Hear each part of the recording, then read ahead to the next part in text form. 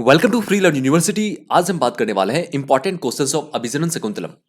तो आज ये वीडियो किस लोगों के लिए है? कौन कौन इस वीडियो को देख करके लाभ उठा सकता है? अगर आप इग्नू के छात्र हैं और आपका इंग्लिश ऑनर्स है तो आपके लिए वीडियो है। या फिर अगर आप डीयू के छात्र हैं तो ये वीडियो आपके लिए है। छात्र छात्राएं अगर है तो आपके लिए वीडियो है। या फिर आप अदर यूनिवर्सिटी से हो और आपको अभिजन शकुंतलम आपका जो टॉपिक है दिया गया है, एक चैप्टर है, तो इंडियन क्लासिकल लिटरेचर के अंतर्गत ही आता है। तो ये वीडियो आप सभी के लिए है। तो ये वीडियो सिर्फ इग्नू के लिए नहीं है, सिर्फ डीयू के लिए नहीं है या फिर किसी अदर यूनिवर्सिटी के लिए नहीं है। ये ऑल इन वन वीडियो है। इससे आपके बिजनेस शकुंतला का सारे इंपॉर्टेंट क्वेश्चंस क्लियर हो जाएंगे। तो आगे देखते हैं। वीडियो को एक्चुअली दो तरीके से बांटा गया है। पहला है कि आपको सिर्फ क्वेश्चन दिया गया है, दूसरा आंसर भी आपको दिया गया है। तो हम क्या करेंगे, क्वेश्चन पढ़ लेंगे, उसके बाद आंसर भी पढ़ लेंगे। बाकी डेफिनेशन अगर आप देखना चाहते हैं तो हमने सारे यूनिट को कवर किया हुआ है। आपको लिंक डिस्क्रिप्शन में मिल जाएगा, वहां पर जाकर के सारे क्रैश कोर्स को आप कंप्लीट कर सकते हैं। और अगर आप इग्नू के छात्र हैं, इंग्लिश ऑनर्स के, तो हमारे चैनल पे लगभग सारे वीडियोस अपलोड है जो आपको हेल्प करेंगे आपके एग्जाम में अच्छा मार्क्स स्कोर करने में। और अगर आप इंडियन क्लासिकल लिटरेचर जिसमें कि अभिजन शकुंतला है, उसके अंदर भी आपका जो इंपॉर्टेंट चैप्टर है अभिजन शकुंतला का, जैसे कि इंपॉर्टेंट टॉपिक्स हो गए, उसको कंप्लीट स्टोरी को हमने कवर किया हुआ है। और सेकेंडरी हमने कैरेक्टर एनालिसिस का भी वीडियो कवर किया हुआ है, और ये आज क्वेश्चन वीडियो है। आप इस तीनों वीडियो को भी देख लीजिएगा तो आपका सारा डाउट क्लियर हो जाएगा। तो जो पहला क्वेश्चन है, what do you think is the origin of Indian classical drama, हम लोग जो आंसर कवर करेंगे आपको बस आंसर का आइडिया देंगे। आपको इसका आंसर बहुत लॉन्ग होगा और वीडियो लंबा हम लोग नहीं करना चाहते हैं, इसलिए आपको वो पुराने वीडियो देखने पड़ेंगे तभी आप इसका आंसर का समझ पाएंगे। वैसे हम लोग बस एक आइडिया के तौर पर इसका आंसर रखे हैं। ओके, सो फर्स्ट क्वेश्चन है, what do you think is the origin of Indian classical drama? The term Indian classical drama refers to the tradition of dramatic literature and performance in ancient India. The origin of dramatic performance is in the in Indian subcontinent can be traced back to as early as 200 BCE. Kalidasa in the 4th to 5th century CE was arguably one of the ancient India's greatest Sanskrit dramatists. और अगर अगर आपको इसका PDF चाहिए तो आप नीचे comment section में कमेंट कीजिएगा। समय के साथ साथ हम लोग जहां पर अपलोड करते हैं पीडीएफ को तो वो चेंज होते रहेगा, इसलिए जब आप वीडियो देख रहे हैं अगर आपको पीडीएफ चाहिए तो आपको उसमें कमेंट करना पड़ेगा और विद इन 24 आवर आपको रिप्लाई कर दिया जाएगा कि आपको इसका पीडीएफ कहाँ मिलेगा। नहीं तो फिर आप स्क्रीनशॉट से भी काम चला सकते हैं।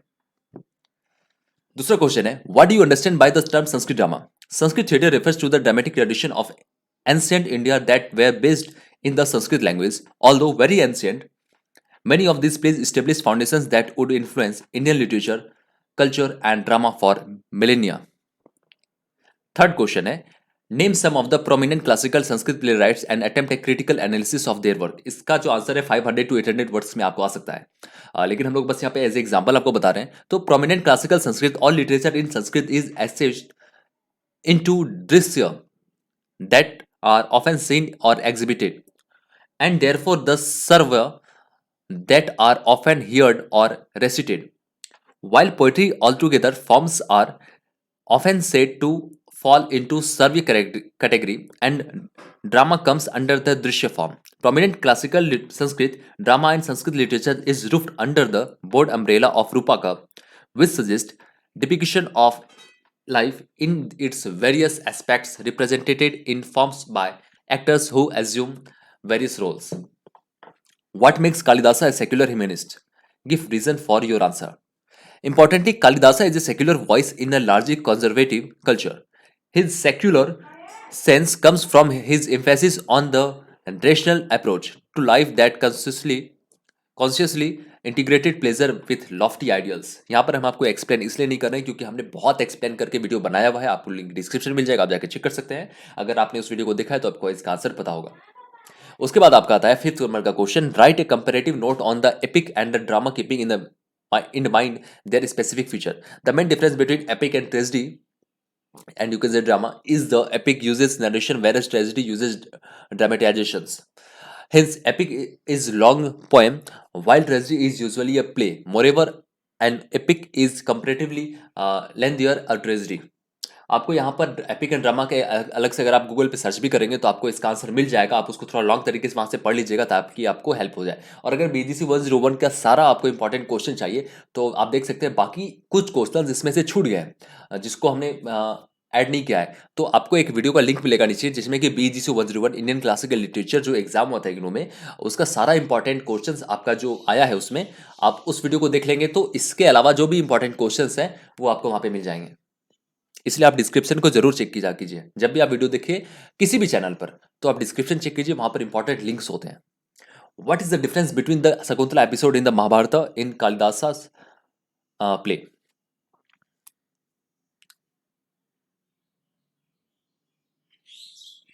तो आपका जो अभिनंदन शकुंतला लिखा गया है, जो एक कालिदास के द्वारा लिखा गया है और एक व्यास मुनि के द्वारा लिखा गया है, जो कि महाभारत में लिखा गया है। तो उसमें क्या डिफरेंस है? In 1791 when German poet playwright Johann and Wolfgang Wolfgang von Goethe first encountered the story of Sakuntala, he was moved enough to declare that if heaven and earth combined in one name, that would be hers.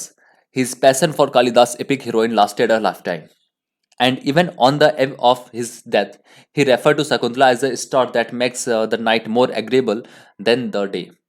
Goethe was not alone in the fascination of Kalidasa. Abhisanam Sakuntala was which captured Europe's imagination after William Orientalist Jo- Jones produces Jones produced his translation Sakuntala or the Fatal Ring 1789. Since then, call आ गया. Since then, this heroine has emerged as one of the India's most memorable mythological characters, featuring in Raja Ravi Verma's converses as well on the movie screen. Not to speak of endless literary work, indeed, as the historian Romelia Thapar notes, Sakuntala was crowned the ideal of Indian womanhood, her integrity and blamelessness going down as virtue to be emulated by every good daughter and wife. थोड़ा सा यहाँ पर आपको disturbance हुआ होगा, क्योंकि video non edited होता है, तो पीछे के कुछ बैकग्राउंड वाइज आते हैं या कॉल्स आ जाते हैं, तो वहाँ पर थोड़ा सा पॉज करना पड़ता है। The celebrated Shakuntala created by Kalidasa however is markedly different from the original template in the Mahabharata. In the earlier avatar, Sakuntala is remarkably direct and confident figure. When Dushyanta, who was killed thousands of deer in the course of the royal hunt, arrives at her adoptive father's hermitage, he calls out, "Who is he? Who is here?" Sakuntala appears.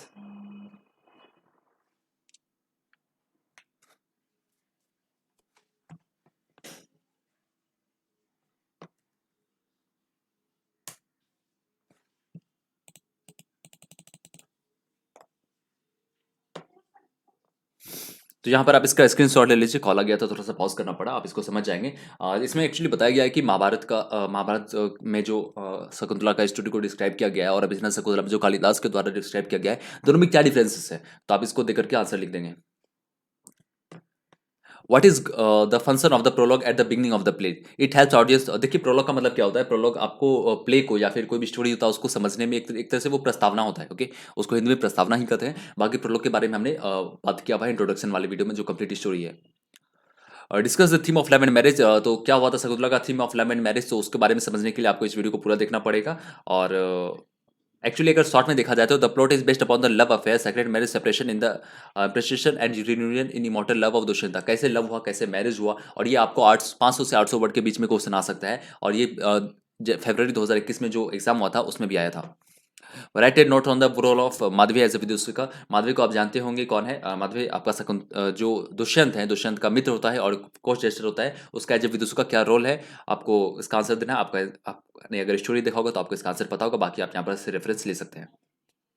Explain the term रसा and the discuss the रसा theory. रसा के बारे में आपको explain करना है और रसा थ्योरी के बारे में बात करना है। Rasa is agreeable quality of something, especially the emotional और aesthetic impression of a work of art. Rasa theory as the entertainment in the drama performance is expected to evoke rasa or joy artistic, but that is not the primary goal.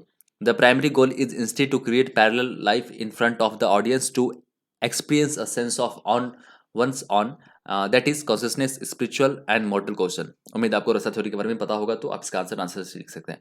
आप एक चीज़ ध्यान रखिएगा, जब भी आप exam देते हैं तो आपको 500 से 800 वर्ड माइंड में रखना है। इसलिए आपको पूरी स्टोरी को समझने से नहीं होगा, आपके पास इतने सफिशियंट वर्ड्स होना चाहिए ताकि आप उसको अच्छे से डिस्क्राइब कर सकें। बाकी बीजीसी वज रोमन का सारा जो बीजीसी वज रोमन से 4 ब्लॉक है, चारों ब्लॉक को मिलाकर एक इंपॉर्टेंट वीडियो आ जाएगा आपको एग्जाम से 3-4 दिन पहले, तो आपको हेल्प हो जाएगा वो। आप इसलिए चैनल पर चेक करते रहिएगा। बाकी आप हमारे टेलीग्राम पर ज्वाइन करके अपने क्वेश्चंस को पूछेगा, तो वहाँ पे आपको विदिन 2 to 3 आवर आपको रिप्लाई कर दिया जाता है। Discuss the rejection and recognition seen in the play. तो जब शकुंतला को रिजेक्ट कर देता है हमारे जो किंग है दुष्यंत, जो हमारे एक्टर है, मेल है, हीरो है, जब वो रिजेक्ट कर देते हैं क्योंकि विश्वामित्र के जो सांप से जो उनका कर्स होता है उसके वजह से वो उसे याद नहीं कर पाते, पहचान नहीं पाते हैं, और बाद में जो टोकन ऑफ रिमेम्बरेंस जब फिशरमैन के थ्रू उनको मिलता है तो उस समय वो उनको याद कर पाते हैं। एक्चुअली ये कर्स का इफेक्ट होता है, तो उसी में rejection and recognition of the scene आपको उस प्ले में क्या लिखा गया है उसको बताना है। What is the relevance of the curse and the ring in the play. बस पिछले क्वेश्चन के द्वारा ही पिछले क्वेश्चन के समांतर ही इस वीडियो मतलब ये क्वेश्चन भी लगभग आपका सिमिलर ही है। What is the relevance of the curse and the ring in the play. तो कौन सा श्राप का क्या स्टोरी है और रिंग का क्या महत्व है इस प्ले में, आप क्या दोनों में समांतर है, आपको ये बताना है। बस यही सारी चीजें हैं। अगर आपको BGC 101 के प्रीवियस के क्वेश्चन चाहिए तो लिंक आपको डिस्क्रिप्शन में मिल जाएगा, वहां से जा सकते हैं। अगर आपको पीडीएफ चाहिए तो कमेंट कीजिए, आपको पीडीएफ कहाँ पे मिलेगा आपको बता दिया जाएगा। Thanks for watching. बाकी BGC 101 का हमने रिवीजन वीडियो डाल दिया है। BGC 101 का ब्लॉक 1 का यूनिट 1, यूनिट 2, यूनिट 3, यूनिट 4 का सारा ऑडियो बुक है। एक रोबोटिक ऑडियो बुक भी है और हमने एक्सप्लेन भी किया है। आप दोनों ऑडियो बुक में से किसी को सुन सकते हैं, वो आपके लिए हेल्पफुल होगा। बाकी टेलीग्राम चैनल को जरूर ज्वाइन करें, लिंक आपको डिस्क्रिप्शन में मिल जाएगा। और इस वीडियो में हमने बहुत शॉर्ट करने का प्रयास किया है क्योंकि और भी बहुत सारे वीडियोस क्रिएट करने हैं। तो अगर आपने हमारे सारे वीडियो को देखा होगा तो आपको बहुत सारा चीज़ समझ में आ गया होगा, क्लियर हो गया होगा। और अगर आपने हमारे वीडियो को नहीं देखा है तो बहुत सारी चीज़ें जो कि आपको अनक्लियर हुआ होगा। अगर आपको अनक्लियर है तो आप ये सारे क्वेश्चन को सेव कर सकते हैं, PDF हमसे प्राप्त कर सकते हैं और उसको खुद से समझ सकते हैं। ठीक है, लेकिन इतने ही क्वेश्चन हैं जो कि इस चैप्टर से बन सकते हैं, और जो क्वेश्चन आगे आ सकते हैं वो आपका लिंक डिस्क्रिप्शन में है। प्रीवियस ईयर के क्वेश्चन पेपर को देख सकते हैं, उसमें से अभिचंद शकुंतला का कौन कौन सा क्वेश्चन है आप उसको देख करके आंसर से आसानी से आंसर कर पाएंगे। Thank you.